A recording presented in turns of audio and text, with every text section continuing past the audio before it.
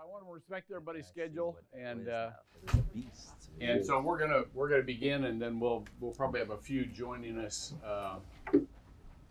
as we proceed. Thank you for being here this morning. The registrations came from many different networks.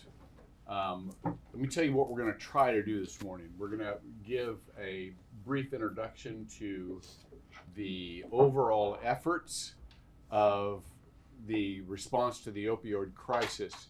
There are two main groups that are represented here.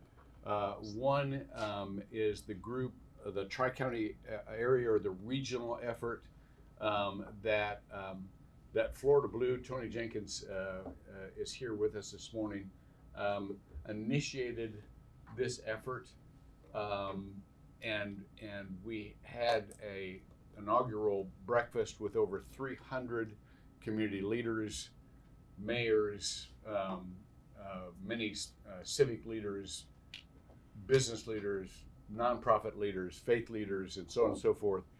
And immediately when that thing opened up, it was immediately filled, and we had to do a second one. And so there's a lot of response out there. Right after I get done with these introductory remarks, Andre Bailey, who was tagged to kind of be the overall facilitator for this regional effort, will come and make a presentation.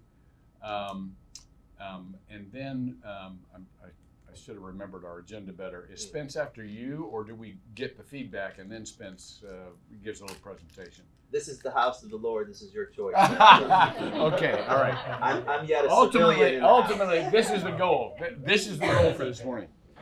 We want to come up with.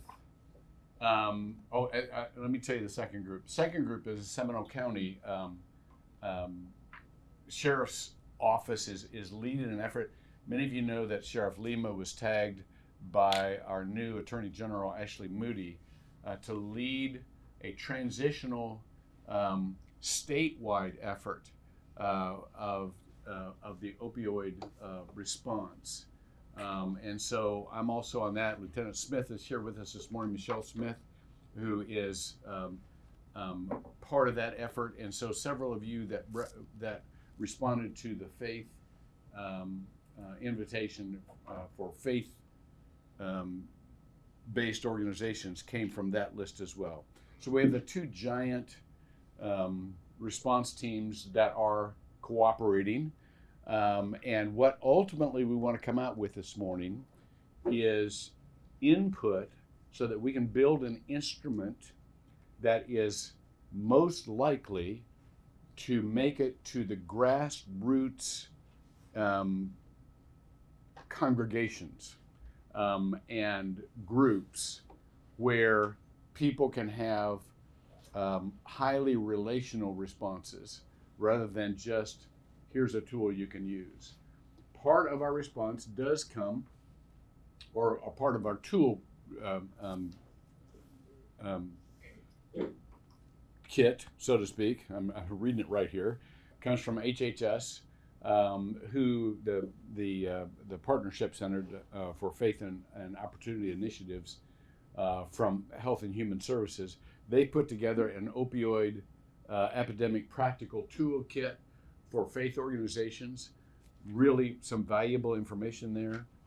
But again, we're finding that the more local we are, the more it involves all of the responding groups in a territory, so that we can have